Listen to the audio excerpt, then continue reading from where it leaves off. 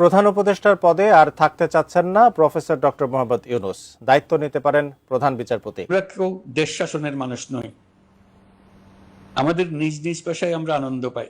অবৈধ ইউনূস সরকারের বিদায় ঘন্টা অলরেডি বেজে গেছে। সমন্বয়ক ৩-৪ জন অলরেডি বাংলাদেশ থেকে বিভিন্ন দেশে চলে গেছে, হাজার হাজার কোটি টাকা পাচার করে। কোনো প্রকার পূর্বাভাস ছাড়াই একটি ঝড় আছড়ে পড়তে পারে দেশের রাজনীতিতে। গোয়েন্দা সংস্থার বরাতে তেমনই ইঙ্গিত মিলছে। জানা যায়, খুব নীরবেই সংগঠিত হচ্ছেন এখনো সচিবালয়ে বহাল তবিয়তে থাকা আওয়ামী লীগের আস্থাভাজন সুবিধাভোগী কর্মকর্তারা। সবকটাই জানে, এরা ওয়াকার জানে তার অবস্থা কি হবে, ছাড়তে পারছে না। ইউনূস জানে তার অবস্থা কি হবে, এনসিপি নেতারা জানে তাদের অবস্থা কি হবে, হ্যাঁ, যারা তাল পিড়াইছে তারা জানে তাদের অবস্থা কি হবে। প্রত্যেকেই জানে, এরা সবাই জোটবদ্ধ হয়ে আছে, এরা কিন্তু ছাড়বে না। কারণ বিড়াল আটকা পড়েছে, তোমার কোনো না কোনো একটা জানলা খুলে দিতে হবে, কিছু লোককে পালানোর সুযোগ করে দিতে হবে। দেখো 2-4টা পালাই কিনা। সূত্র বলছে, প্রধানত 3টি লক্ষ্য সামনে রেখে এই মুহূর্তে কাজ করছে আওয়ামী লীগের গুজব সেল হিসেবে পরিচিত সিআরআই। এর মধ্য দিয়ে বাংলাদেশের রাজনীতিতে শেখ হাসিনাকে প্রধানমন্ত্রী হিসেবে ফিরিয়ে আনা। এজন্য প্রতিষ্ঠানটির পক্ষ থেকে দেশে বিদেশে বিপুল পরিমাণ অর্থ বিনিয়োগ করা হচ্ছে। Breaking news. প্রিয় দর্শক, দিন যত যাচ্ছে ততই কিন্তু ডক্টর মোহাম্মদ ইউনূসের পায়ের নিচ থেকে মাটি সরে যাচ্ছে এবং গরম হয়ে উঠছে বাংলাদেশের রাজনৈতিক প্রেক্ষাপট। প্রিয় দর্শক, গোপালগঞ্জের ঘটনার পর থেকে কিন্তু আওয়ামী লীগ একেবারে শক্তিশালীভাবেই মাঠে কামব্যাক করতে শুরু করেছে। আজকে বনানীতে, এর কিছুদিন পূর্বে গুলিস্তান, বিভিন্ন জায়গায় কিন্তু আওয়ামী লীগ বিশাল বড় বড় মিছিল করছে, যেটা কিন্তু রীতিমতো সমন্বয়ক এবং ডক্টর মোহাম্মদ ইউনূসের হৃদয়ে কম্পন সৃষ্টি করছে। এদিক দিয়ে প্রধানমন্ত্রী শেখ হাসিনাকে দেশে ফিরানোর জন্য ইতিমধ্যে সকল প্রস্তুতি সম্পন্ন করেছে ভারত সরকার। প্রিয় দর্শক, কি ঘটতে চলছে বাংলাদেশে, আজকের এই ভিডিওটি সম্পূর্ণ দেখলে সকল গুরুত্বপূর্ণ তথ্য জানতে পারবেন। তাই ভিডিওতে একটি লাইক দিয়ে নাটক দেখতে থাকুন সকল গুরুত্বপূর্ণ তথ্যগুলো।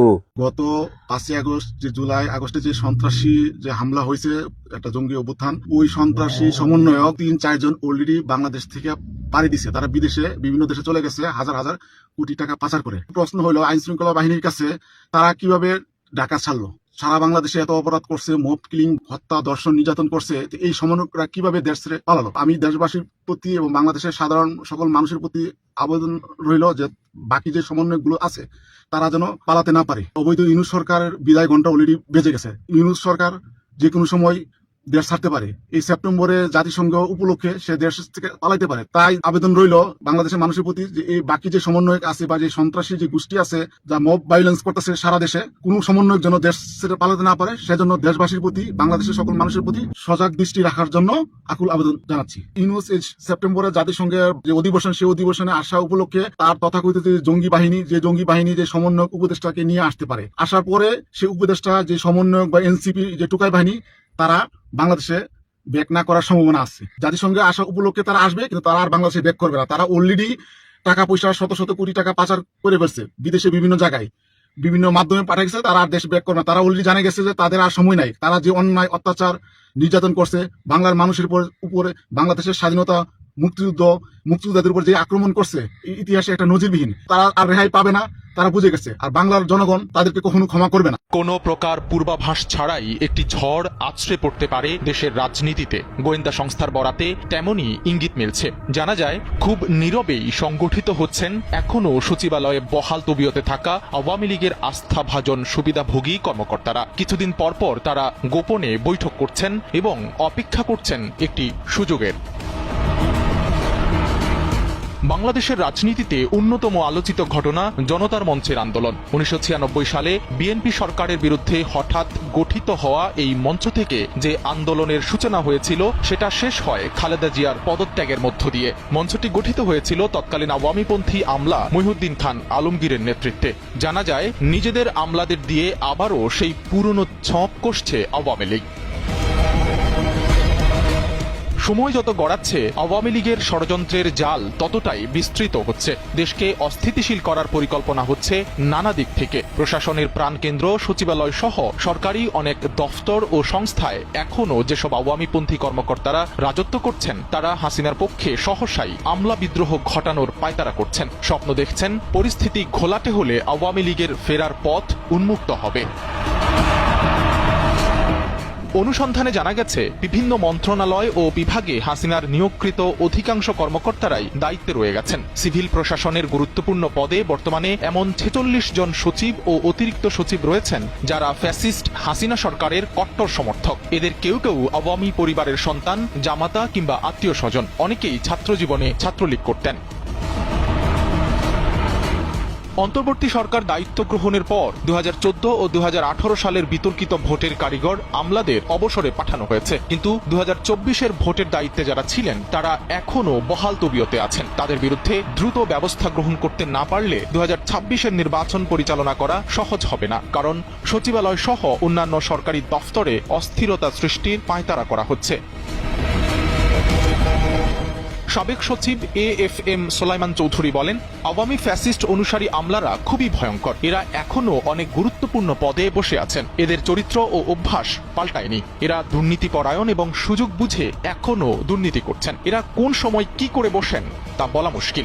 তোমার কোনো না কোনো জানলা খুলে দিতে হবে, বিড়াল পালানোর জায়গা বের করে দিতে হবে। কিছু বিড়ালকে তোমার পালানোর জায়গা করে দিতে হবে, নাহলে বিড়াল আটকা পড়েছে, বিড়াল বেরোতে পারছে না। কারণ এরা সবকটাই জানে, এরা ওয়াকার জানে তার অবস্থা কি হবে, ছাড়তে পারছে না। ইউনুস জানে তার অবস্থা কি হবে, এনসিপি নেতারা জানে তাদের অবস্থা কি হবে। হ্যাঁ, যারা তাল পিটাইছে তারা জানে তাদের অবস্থা কি হবে, সাংবাদিকগুলো জানে তাদের কি অবস্থা হবে। এই যে চামচামিকে ওরা আর উস্কানি দেওয়া যে কিছু সাংবাদিক আছে, এগুলো শুধু 3 দিনের একটা টেলিভিশন চ্যানেলে 3 দিন 3টা অনুষ্ঠান করছে, সাংবাদিক বনে গেছে সারা জীবনে। হ্যাঁ, বড় বড় নসিহত করে আমাদের। হ্যাঁ, তো এইসব লোকজন প্রত্যেকেই জানে, এরা সবাই জোটবদ্ধ হয়ে আছে, এরা কিন্তু ছাড়বে না। কারণ বিড়াল আটকা পড়েছে, তোমার কোনো না কোনো একটা জানলা খুলে দিতে হবে, কিছু লোককে পালানোর সুযোগ করে দিতে হবে। দেখো 2-4টা পালায় কিনা, না হলে এই বিড়াল তুমি, না হলে সে তোমাকে আক্রমণ করবে। তো মানে বন্ধ ঘরে বিড়াল আটকা পড়লে যা করে সেটাই করছে তারা।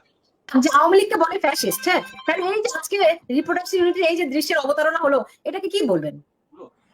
ফ্যাসিস্ট যে বলে, ওদেরকে আগে বুঝতে হবে ফ্যাসিস্ট কি। এই সরকার আসবার পর সমস্ত গণমাধ্যমকে একদম গণমাধ্যমকে আটকে দিল, গণমাধ্যম পরাধীন হয়ে গেল। আমি অন্য সব কিছুকে বাদ দিচ্ছি, একটা সাংবাদিক, একটা মিডিয়া হাউস তার নিজের স্বাধীনতায় কথা বলতে পারছে না। আজকে যেখানে এক সংবাদ সম্মেলন হচ্ছে শুধুমাত্র মুক্তিযোদ্ধাদের, সেখানে পুলিশ গেল অনেক পরে, এবং পুলিশ গিয়ে আটক করলো হচ্ছে যারা অতিথি, সেখানে মুক্তিযোদ্ধা অতিথি, তাদেরকে, শিক্ষকদেরকে। কিন্তু যে মব জঙ্গি সেখানে ছিল, যাদেরকে ভিডিওতে ছবিতে সুস্পষ্টভাবে দেখা যাচ্ছে, তাদেরকে কিন্তু কিছু বললো না, আটকও করলো না। এই যে ওদেরকে পাঠিয়েছে রে ভাই। আজকের এই ঘটনাটাই তো প্রমাণ করে যে কাকে বলে ফ্যাসিস্ট। এর চেয়ে বড় ফ্যাসিজম আর কি আছে? আপনি আজকে কথা বলবেন, আজকে আপনি আওয়ামী লীগের দোসর হয়ে যাচ্ছেন। একজন রিকশাওয়ালা ফুল দিতে গেলেন, তিনি তার সমস্ত শ্রমের টাকা দিয়ে ফুল কিনে নিয়ে গেলেন, তাকে আওয়ামী লীগ বানিয়ে দেওয়া হলো। আজকে শিল্পীরা, সারা বাংলাদেশের শিল্পীরা, যারা একসময় গত বছর প্রোফাইল লাল করেছিলেন, যারা ইউনুসের এই জঙ্গি বাহিনীর জুলাইয়ের সময় রাস্তায় যারা ছিল, তাদের সাথে রাজপথে ছিল, তারপর তারা যখন বঙ্গবন্ধুকে বিনম্র শ্রদ্ধা জানিয়েছে তাদের সোশ্যাল মিডিয়ায়, তখন তারা হয়ে গেল দালাল, এবং তাদের ছবি ব্যানার করে সেখানে জুতা নিক্ষেপ করা হচ্ছে, তাদেরকে ঘৃণা প্রদর্শন করা হচ্ছে, এটা প্রকাশ্যে। এই যে মব বাহিনী এটা করছে, সেই মব বাহিনীকে কিছু বলা হলো না, কিন্তু হুমকি ধামকি শিকার হলো আমাদের শিল্পীরা, যে শিল্পীরা কিন্তু গত জুলাইতে আওয়ামী লীগের বিপক্ষে ছিল, তারা বঙ্গবন্ধুকে শ্রদ্ধা জানিয়েছে, শোক জানিয়েছে। তো ফ্যাসিজম তো একে বলে, আর তো বেশি দূর দরকার নেই। প্রিয় দর্শক, যারা এত সম্পর্কিত ধৈর্য ধারণ করে আমাদের সম্পূর্ণ ভিডিও দেখেছেন, আপনাদের সকলকে জানাই আন্তরিক শুভেচ্ছা ও মোবারকবাদ। প্রিয় দর্শক, আপনারা জানেন যে আজকে বনানীতে আওয়ামী লীগের বিশাল বড় একটি মিছিল হয়েছে। এর কিছুদিন পূর্বে গুলিস্তানে বিশাল বড় মিছিল হয়েছে। তার মানে বোঝা যাচ্ছে যে গোপালগঞ্জের যে ঘটনা ঘটেছে, সেনাবাহিনী এবং ডক্টর মোহাম্মদ ইউনুসের যারা আছে, অর্থাৎ উপদেষ্টাদের সাথে এবং এনসিপির নেতাকর্মীদের সাথে গোপালগঞ্জে যে ধাওয়া পাল্টা দেওয়া হয়েছে আওয়ামী লীগের, এবং আওয়ামী লীগের নেতাকর্মীরা সেখানে বিক্ষোভ মিছিল করে এনসিপিকে সেখান থেকে তাড়িয়ে দিয়েছে, বক্তব্য দিতেও পর্যন্ত দেয়নি। সেই ঘটনার পর থেকে কিন্তু একেবারে ঘুরে দাঁড়াচ্ছে আওয়ামী লীগ। তো অনেকে মনে করছেন যে আওয়ামী লীগ যে সেই গোপালগঞ্জে দাঁড়িয়েছে, আর আওয়ামী লীগ বসে থাকার সময় নেই। এরপর থেকেই তারা শক্তিশালীভাবে কামব্যাক করার জন্য সকল প্রস্তুতি ইতিমধ্যে সম্পূর্ণ করতে চলছে। প্রিয় দর্শক, অনেকে মনে করছেন যে খুব শীঘ্রই সরাসরি আওয়ামী লীগ মানে কামব্যাক করবে।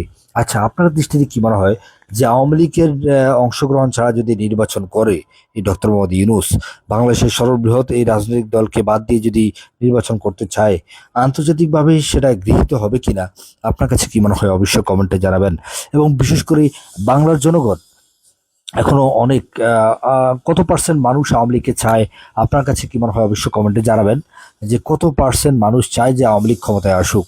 তো সেই মানুষগুলা তারাও কিন্তু বসে থাকবে না। তারা যখন দেখবে এই সর্ববৃহৎ এই রাজনৈতিক দল যে আওয়ামী লীগ না হলে বাংলাদেশ সৃষ্টি হতো না, সেই আওয়ামী লীগকে বাদ দিয়ে নির্বাচন কোনোভাবেই তারা মেনে নিবে না।